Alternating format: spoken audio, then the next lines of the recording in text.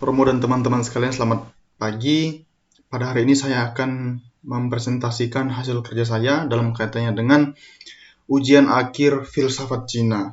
Untuk itu saya akan share screen terlebih dahulu.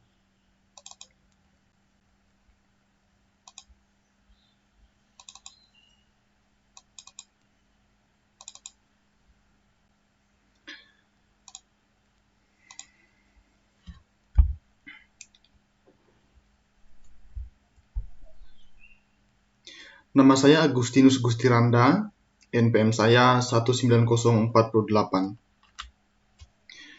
Adapun tema yang saya usung adalah cinta universal menurut Mohisme. Saudara-saudara, dalam Mohisme, bencana dan kekacauan lahir dari kegagalan manusia untuk saling mencintai secara universal. Mengapa? Karena ketika orang gagal mencintai secara universal, yang terjadi adalah ketimpangan. Orang mencintai dan berrelasi hanya memilih-milih seperti itu. Maka ketika orang memilih-milih dalam mencintai dan berrelasi, yang terjadi adalah ketimpangan. Ada pihak-pihak tertentu yang merasa tidak dihargai, tidak dianggap, dan lain sebagainya. Nah, dengan saling mencintai secara universal, kedua pihak saling diuntungkan.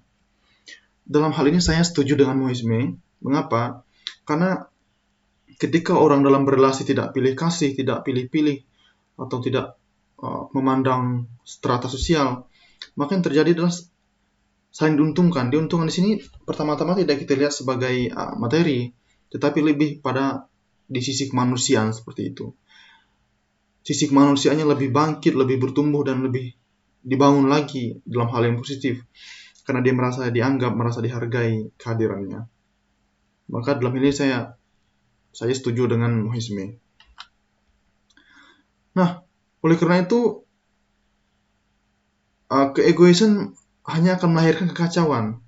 Mengapa? Ketika orang mengutamakan dirinya sendiri, ketika orang mengutamakan kepentingannya, maka yang lain akan tersingkirkan, yang lain akan terabaikan. Maka kekacauan dalam ini akan lahir dengan sendirinya.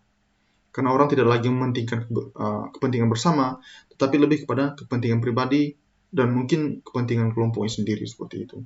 Maka kekacauan akan sangat mudah terjadi dalam hal ini. Nah, saudara-saudara, cinta universal adalah cinta yang tanpa syarat. Maka ketika orang mencintai dengan bersyarat dan lain sebagainya, itu bukan cinta namanya, tapi bisnis, lebih seperti itu.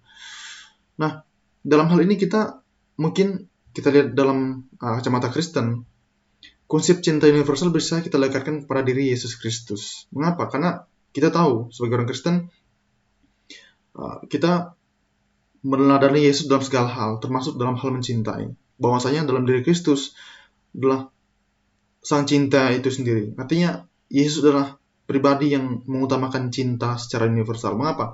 Karena dalam relasinya setiap hari, Yesus tidak pilih kasih. Mau dia orang berdosa, orang sakit, orang apapun, ya di mata Yesus semuanya sama. Seperti itu, saudara. Semuanya satu kesatuan dalam nama Tuhan, Allah Bapa, seperti itu. Nah, sikap membenci ternyata hanya akan melahirkan luka dan derita bagi orang lain. Mengapa?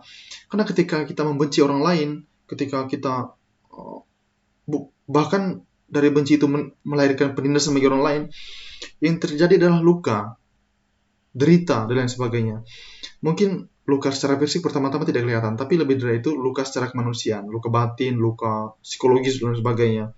Mengapa? Karena orang ketika setiap hari dibenci, dicaci maki, dan sebagainya, yang terjadi adalah kemerosotan kepribadian seperti itu. Dia akan mengalami istilahnya jatuh. Karena orang-orang di sampingnya pada mengabaikan semua. Orang di sampingnya pada menggojlok kepribadiannya sehingga dia tidak bisa berkembang. Oleh karena itu, diskriminatif adalah sikap yang salah. Mengapa? Karena sikap diskriminatif itu menjadikan orang lain sebagai objek dari tindakannya. Oke, kalau itu tindakan baik. Tapi namanya diskriminatif adalah tindakan yang salah.